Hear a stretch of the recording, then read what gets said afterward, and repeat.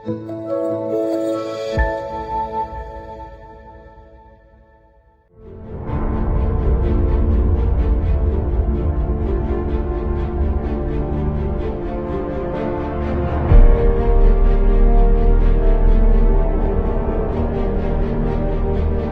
نزيدو نعليوه ب 11 متر ان شاء الله. 11 متر هاد فين راكم واقفين غادي نزيدو نبنيو ان اوتر باراج دو 11 متر دو هوتور. غادي ملي نعليوه ب 11 متر دو هوتور غادي يولي يهز 1 مليار دو متر كيب. ان شاء الله غادي تلونسالو مارشي باش يبدا لا سيليفاسيون ديال الباراج كنظن افون لا فان دو لاني. وغادي يكونوا فيه دي ملتي ناسيونال ستادير غادي يكونوا دي جابوني لي كوري هما اللي تقريبا عندهم هاد لو ميتي هذا، لان هذا الشيء ما فيهش اللعب، لان الا تبنى بطريقه ماشي مزيانه وفيه 1 مليار دو متر كيب غادي يدي لنا بركان يدي زاي وهاد بركان ما تبقاش. بركان ما تبقاش راه ما مساش. راه مؤخرا ما عرفتش شي دوله لاتينيه تفرقع شي باراج غير صغير كان له ديكا كبير. دابا كما قلت لكم دابا راه مشات لنا 50% من الحقينه ديال السد. ان شاء الله غادي نبداو في لا سيريفاسيون. لي زيتيد كيقول لك الا كانت شي شركه زوينه غادي نجيبوا فيها عامين ديال الخدمه. 2 مليار 400 مليون دو متر كيب، يعني هذا مكلاسي لو 11 في الماروك. وكاين دوطر باراج تا هما كبار في الجهه ديال بني ملال الجهه ديال خنيفره، ودوطر باراج راهم اونكور. دابا هذه السياسه ديال البلاد اللي نقدتنا، لان واحد السنين غادي تجي كنا كنفكروا بان غادي تكون حروب غير على البترول. دابا البترول ديجاجا من الحسابات، رجعنا كاع العالم رجع. مثلا كتشوفوا الطاقات المتجدده سيتادير ليوليان او الطاقه الشمسيه. دابا بقينا نبعدوا على البترول، بقينا نبعدوا على لو شاربون، بقينا نبعدوا على النيكليير. دابا عندنا الطاقات المتجدده وعندنا كما نقولوا هادشي طاقات اللي عاد كتشاف عاد كتدرس. مال واحد السنين كنا كنفكروا قبل ان غادي تكون حروب على البترول، دابا غادي تولي حروب على الماء. غادي يكون خصاص فينا، غادي تكون حروب ما بين الدول على الماء، ماشي على البترول، ماشي على الغاز، ماشي على الشاربون، على الماء. دابا الحسن الثاني الله يرحمه دار هذه القضيه هذه، هو اللي هندس هذه السياسه ديال السدود. الحسن الثاني الله يرحمه هاد المنشاه اللي شفتوا هنا لتحت عندنا منهم 4 في البراج. هادو كيتسموا دي فان. هي روبيني اللي كنطلعوا الحجم الكبير، روبيني ديال الدار ستين فان، ولكن ملي كنكونوا في الحجم الكبير ما كنسموهمش روبيني، دي فان. هذه ستين فان، هذا روبيني. هاد لي فان هادو عندنا 4 1 2 3 4 مديورين في حاله ما الا جات كميات كبيره ديال الماء في المومون ديال لي كري اللي كتكون الشتاء والحمله. وصلنا هنايا واحد العام حتى ل 10000 متر كيب بار سكوند ديال لا كري.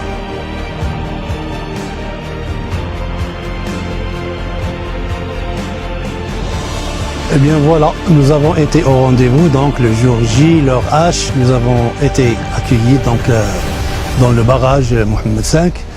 Nous avons eu une visite extraordinaire, peu de personnes ont eu l'occasion donc de la faire.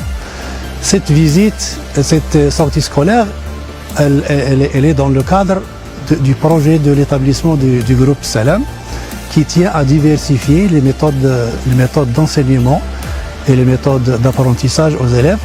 En effet, il donne une occasion aux élèves de confronter le savoir qu'ils ont acquis entre les murs d'une salle de cours avec la réalité qu'on doit vivre directement sur le site. Ça lui donne aussi l'occasion de cohabiter dans un espace qui est moins sécurisé avec d'autres élèves. Il doit apprendre donc à respecter l'autre, à se respecter soi-même, à respecter l'environnement, à respecter donc les gens qu'il vient de faire la connaissance.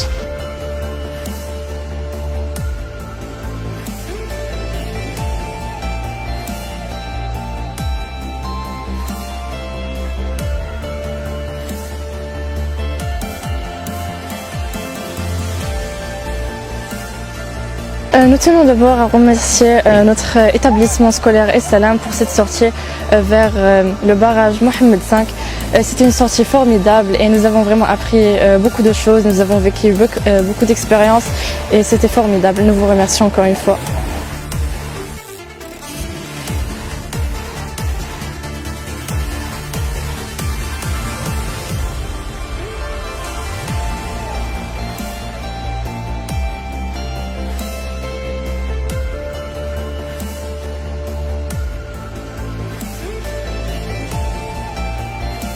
راه فلوتور كيطلعوا لنا يهود على سونون لا كونتيتي ديال المازوت اللي كاين ها كاين لاباري سي الكتريك هي اللي كتعطي لوردر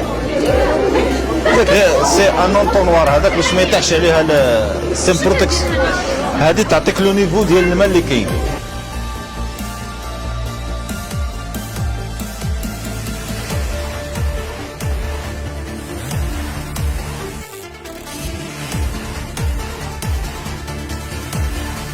باش نطلعوا لا طونسور خصنا دي ترانسفورماتور دو بيسونس اللي هذا هو ستان ترانسفورماتور. ترانسفورماتور راه عندكم في الديور. الشارجور ديال البورتابل ستان ترانسفورماتور. الشارجور ديال البورتابل ستان ترانسفورماتور كتدخليه ديال التليفون ستان ترانسفورماتور كتدخليه في البريز عندك 220 وكيشارجي لك البورتابل ديالك ب 5 فولت ستان ترانسفورماتور. لي ترانسفورماتور عندكم بارتو. كما قلت الاستاذ قبيله يعني انسان العادي توجور دو غالي تصوروا هذا كيدير 250 مليون اور تاكس شريناه ب 250 مليون اون تاكس وهذا من بين ارخص لي ترانسفورماتور.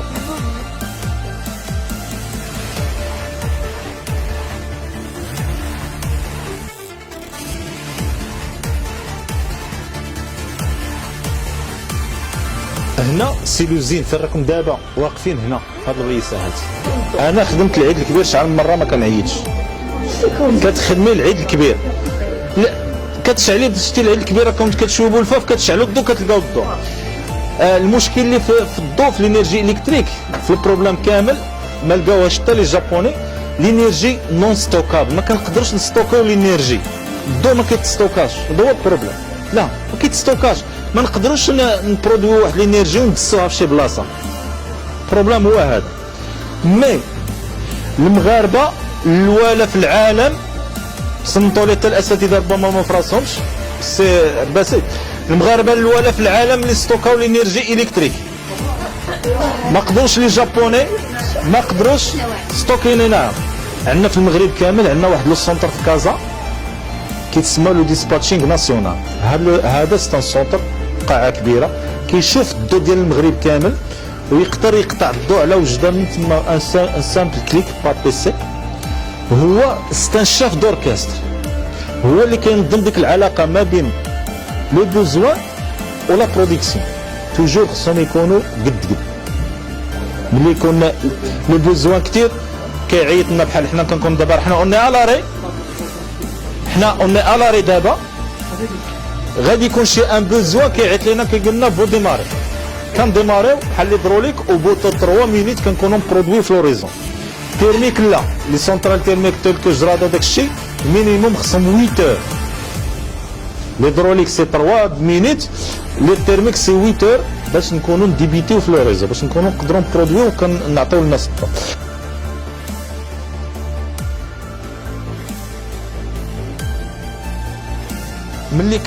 ملي كان برودوي لينيرجي الكتريك كما قلت لكم كنطلعوها ل 60000 فولت باش نقدروا نفرقوها. على من نفرقوها في هذه الساعه هذه كنصيفطوا لا ريجون ديال الناظور ان بوست في لا فيل ديال سلوان كيتسمى بوست سلوان. كنصيفطوا البركان وكنصيفطوا التوريت. هذا سي اون روج سي 63000 فولت اون روج. هذا لو سين اون روج 60. هنا ها لا ماشين ديالنا كتبرودوي لنا 10.5 كيلو فولت هي اللي اون جون. كنمشيو لو ترانسفورماتور اليفاتور اللي شفنا هنا على برا كيطلع لنا 60000 فولت. الور كنصيفطوها كنمشيو للناس اللي غادي يستعملوا لنا هاد الضو كنهبطوها ل 22000 فولت اللي هي اون بلو وكنزيدو نهبطوها ل 380 باش نقدروا نستعملوها في الديور. كاين في الديور اللي مدخل الكونتور 3 فيل ولا 2 فيل 380 ولا 220 فولت. Je vais axer mon intervention surtout sur le côté pédagogique parce que concernant le côté technique, je crois que tout a été dit par M. Chilay. Et je tiens donc cette occasion pour le remercier vivement, ainsi que mon ami Driss Abbasi, qui a pris l'initiative d'organiser cette sortie scolaire. C'était vraiment extraordinaire. J'espère qu'on aura l'occasion d'en faire d'autres. Voilà.